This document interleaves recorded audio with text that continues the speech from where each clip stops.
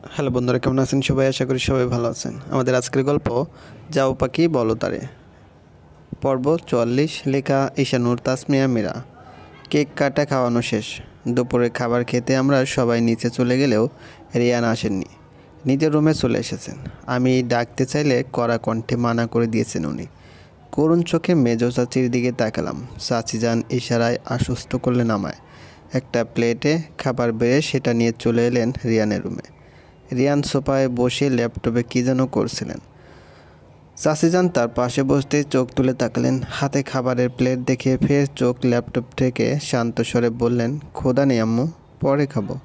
অনেক দিন হলো আমার হাতে খেয়েছিস, আয় এখন খাইয়ে দিই। রিয়ান মানা করতে পারলেন না যেন। চাচিজানে এক লোকমা ভাত মুখের সামনে ধরতেই চুপচাপ খেয়ে নিলেন। খাওয়াতে খাওয়াতে চাচিজান বললেন, রাগ করেছিস কোনো ব্যাপারে? ওনার থমথমে গলা, রাগ করিনি, নিজের মায়ের কাছে মিথ্যে বলবি? চাচিজানের আহ্লাদি কণ্ঠ শুনে হালকা হাসলেন রিয়ান। আবারও বললেন, তুমি তো সব দেখেছ আম্মু। কী দেখেছি? সকালে ওই ভদ্রমহিলা কিভাবে মীরাকে অপমান করেছিল দেখনি? ওই ভদ্রমহিলার সঙ্গে একসাথে এক টেবিলে খাওয়ার নিষেধ আমার। মেজো চাচি হেসে বললেন, বাব্বা কী রাগ! তা মিরুকে এত তাড়াতাড়ি বিয়ে করার কারণ কি এটাই? রিয়ানের ছোট্ট জবাব, হয়তো। চাচিজান আবারও হাসলেন। খাইয়ে দিতে লাগলেন রিয়ানকে। এতটুকু সময়ে মা ছেলের মাঝে রাজ্যের কথা হলো। মুহূর্তটা দ্রুত কেটে গেলেও এর রেশ রইল বহুক্ষণ। দিঘি বিছানায় বসে বই পড়ছিল। কোত্থেকে আবদ্ধ এসে পাশে বসলো তার। বলল, কি করছো? দিঘি উত্তর দেয় না। আবদ্ধ আবার জিজ্ঞেস করতেই দিঘি ধীর গলায় বলল, বই পড়ছি। কি বই? উপন্যাস। কার লেখা? বিরক্ত হয়ে দিঘি ব্রু কুঁচকে তাকায় আবদ্ধর দিকে। তেজি কণ্ঠে বলে, সমস্যা কি বলুন তো, জ্বালাচ্ছেন কেন? আবদ্ধ মুচকে এসে বলল, চলো গল্প করি। দিঘি কিছুক্ষণ চুপ থাকে। হঠাৎই মলিন হাসে, ক্ষীণ গলায় বলল, খুব ভালো লাগে তাই না আবদ্ধ? আমাকে জ্বালাতে এত ভালো লাগে আপনার? অথচ আমার মনের অবস্থা কেমন কখনো জানতে চেয়েছেন? বারবার কেন এমন করেন আবদ্ধ? আপনার সাথে কথা বলতে অসহ্য লাগে আমার, কষ্ট হয়, কেন বোঝেন না? আবদ্ধ কারণে আবদ্ধর রাগ হয়। অদ্ভুত কারণে আবদ্ধর রাগ হয়। পুরনো দিনের কথা সে ভুলে যেতে চাইলেও দিঘি মনে করিয়ে দিচ্ছে বারবার। ব্যাপারটা মাত্রাধিক লাগছে আবদ্ধর কাছে।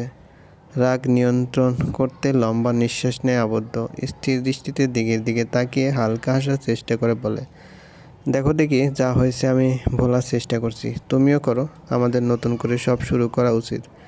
দুহাতে নিজের মুখ ঢেকে ফেলে দিঘি দীর্ঘক্ষণ বড় বড় নিঃশ্বাস ফেলে হঠাৎ বলে, কিভাবে আবদ্ধ?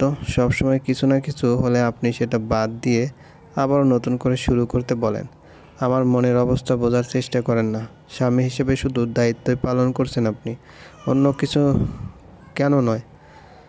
আবদ্ধ উত্তর দিতে পারে না। তার রাগ হচ্ছে নিজের উপর, দিঘির উপর। রাগের মাথায় পাশে থাকা বালিশ ফ্লোরে ছুঁড়ে মারেনি সে। দিঘি ভড়কে যায়, টলমলের চোখে আবদ্ধর দিকে তাকিয়ে থাকে। আবদ্ধ দুহাতে মুখ ঢেকে নিচের দিকে ঝুঁকে আছে। এভাবে কেটে যায় কিছু মুহূর্ত। মাঝে মাঝে দিঘির ফোঁপানোর শব্দ কানে আঘাত হানছে। মন আর মস্তিষ্ক স্থির রেখে আবদ্ধ সোজা হয়ে বসে। দিঘির হাত ধরে ম্লান কণ্ঠে বলে, তুমি কি আর একবার আমার হবে না দিঘি? আর একবার কি সুযোগ দেবে না? আমি ক্লান্ত এসবে। দিন শেষে এই তুমিটাকে পাচ্ছি না আমি। তুমি কি আমার হবে না? দিঘি কিছু বলতে পারে না। কান্নায় আচমকা জড়িয়ে ধরে আবদ্ধকে। আবদ্ধর বুকের সাথে নিজেকে লেপ্টে রাখে তীব্রভাবে। আবদ্ধ দু হাতে জড়িয়ে ধরে দিঘিকে। বুক চিরে দীর্ঘশ্বাস বেরিয়ে আসে তার। গভীর রাত, অথচ না ঘুমিয়ে রিয়ানের জন্য কফি বানাচ্ছি আমি। এটা আবশ্যক ওনারই আদেশ, যা পালন করতে হচ্ছে আমায়। ঘুমু ঘুমু চোখে কোনো মতে কফি বানিয়ে দ্রুত পায়ে চলে এলাম ওনার রুমে। উনি বিছানায় বসে ল্যাপটপে কাজ করছিলেন। আমি তার কাছে আসতেই গম্ভীর কণ্ঠে বললেন, পারমিশন ছাড়া রুমে এসেছো কেন? ম্যানার্সলেস। পারমিশন নিয়ে আবার রুমে আসো। রাগে থরথর করে কেঁপে উঠলাম আমি। কখনো ওনার রুমে পারমিশন নিয়ে ঢুকেছি বলে তো মনে পড়ছে না। রিয়ানও তো কখনো বলেননি, অথচ আজকে বলছেন। নিশ্চয়ই আমাকে জ্বালাতেন করছেন এসব। আমিও তেড়ানো করে ঠায় দাঁড়িয়ে রইলাম। উনি জোরে নিঃশ্বাস ফেলে স্বল্প ভাষায় বললেন, আমি কিন্তু তোমায় কামড়ে দেবো মরুভূমি। ভরকে গেলাম। দিক বেদিক না দেখে সোজা চলে এলাম রুমের বাইরে। কিছুক্ষণ ঠায় দাঁড়িয়ে রইলাম ওইভাবে। তারপর দরজার ওপাশ থেকে মৃদুভাবে বললাম, আসতে পারি? কিছুক্ষণ পর ওনার জবাব, আসো। সঙ্গে সঙ্গে রুমে ঢুকে পেলাম আমি। ওনার সামনে কফির মগ ধরতে নিয়ে গেলেন সেটা। ল্যাপটপে কিছু ইংরেজি লেখা তীক্ষ্ণ দৃষ্টিতে দেখতে দেখতে একটু পর পর পান করছেন কফি। আমি চলে যেতে নিলে উঁচু গলায় বলে উঠলেন, যেতে বলিনি, পাশে বসো। গুটিসুটি পায়ে এগিয়ে গেলাম তার দিকে।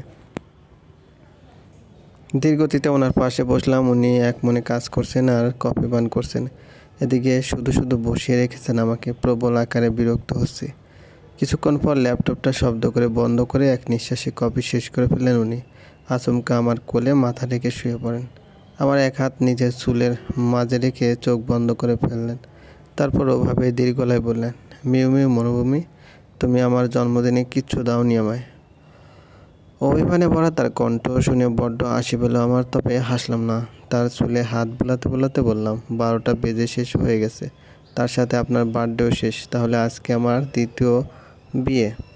কথাটা কেমন শোনালো না? হুট করে কেউ কথাটা শুনলে ভাববে লোকটা দ্বিতীয় বিয়ে করছে। ওনার বলার ধরন শুনে রাগ হলো আমার। শক্ত করে চুল টেনে ধরলাম। চোখ বন্ধ অবস্থায় রেয়ান বাঁকা হেসে বললেন, বাচ্চা বিড়ালের মতো বাচ্চামো শুরু করে দিয়েছো? উত্তর দিলাম না। এতে ওনার হাসি আরও দীর্ঘ হলো যেন। নিঃশব্দে কিছু সময় হেসে তারপর বললেন, মরুভূমি, চলো এক জায়গায় যাব। ভ্রু কুঁচকে বললাম, কোথায়? চোখ মেলে তাকালেন রিয়ান। আমার দিকে তাকিয়ে রইলেন কিছুক্ষণ, তবে কিছু বললেন না। উঠে বসলেন। পরপরই আমার হাত টেনে নিয়ে যেতে লাগলেন। গ্রীষ্মকাল হলেও রাঙ্গামাটির রাতের আবহাওয়াটা ঠান্ডা ঠান্ডা। অল্প শীত শীত লাগছে। এই অল্প শীতের মাঝে আমায় ছাদে নিয়ে এসেছেন রিয়ান।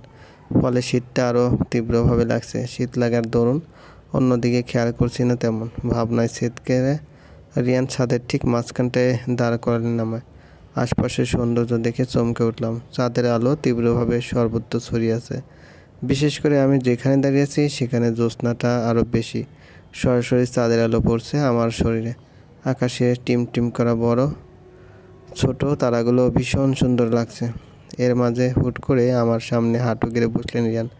চমকে উঠলাম। অবাক চাহনিতে তার দিকে তাকাতেই সে মুচকি হাসলেন। পকেট থেকে একটা আংটি বের করে আমার সামনে ধরলেন। কী হচ্ছে তা একটু হলেও আন্দাজ করতে পারছি আমি, তবে কিছু বলতে পারছি না। বিস্ফোরিত নয়নে তাকিয়েছি মাত্র। রিয়ান একরাশ মুগ্ধ চাহনি নিয়ে তাকালেন আমার দিকে। খানিকটা উত্তেজিত কণ্ঠে ধীরে ধীরে বলে উঠলেন, মরুভূমি, সে কি জানে তুমি আমার কে? সে কি জানে আমার জীবনে তোমার মূল্য কতটুকু? তাকে বলো আমার সবটুকু জুড়ে তুমি। তাকে বলো আমার সব স্বপ্নের উদ্দেশ্য তুমি। এই মরুভূমি, can you be my Mrs again? Can you be my love for ever?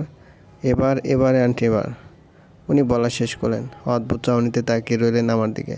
আমি শূন্য দৃষ্টিতে তাকিয়ে ভিতরটা অনুভূতিতে আষ্টে পৃষ্ঠে জড়িয়ে গেলেও বাহিরটা আমার শূন্য।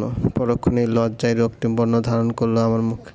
তার দিকে তাকাতেই পারছি না। উনি এবার একটু ধমক দিয়ে বললেন, হে মেয়ে, হাতটা কে দেবে জীবনে? লজ্জা আরও বেড়ে গেল যেন। এই মুহূর্তে তারও বকা শুনতে হলো আমার। মস্তিষ্ক বিশ্রীভাবে গালাগাল করছে আমায়। সে বলছে কষ্ট লাগবে। কষ্ট লাগলো। হাত দিলাম না তাকে। ভাবলাম হয়তো রাগ ভাঙাবেন, কিন্তু আমারও বোঝা উচিত ছিল এই মানুষটার কাছে ভালো কিছু আশা করা একটা দুঃস্বপ্নের বেশি কিছু না। হলেও তাই। রাগ ভাঙানোর বদলে নিজেই আমার হাত নিজের কাছে টেনে নিলেন আর আমাকে অনামিকা আঙ্গুলে আংটি পরিয়ে উঠে দাঁড়ালেন। আমার কানের কাছে ঝুঁকে ঠোঁট কামড়ে হেসে বললেন, তুমি পুরনো হয়ে গেছো মরুভূমি, তাই দ্বিতীয় বিয়ে করছি, দাওয়াত রইল। অবিশ্বাস্য চোখে তাকিয়ে রইলাম মাত্র। চোখগুলো বড় হয়ে গেছে আপনা আপনি। উনি নিঃশব্দে হাসছে। কত বড় ফাজিল সে হলে এমন বলতে পারে একজন মানুষ, বেয়াদব লোক। ছুটে গিয়ে জোর গলায় বলে উঠলাম, অসভ্য, অভদ্র, বাজে লোক। বরাবরের মতো ওনার একই জবাব, ধন্যবাদ অসভ্যের বউ। চলবে? গল্পটি ভালো লাগলে অবশ্যই।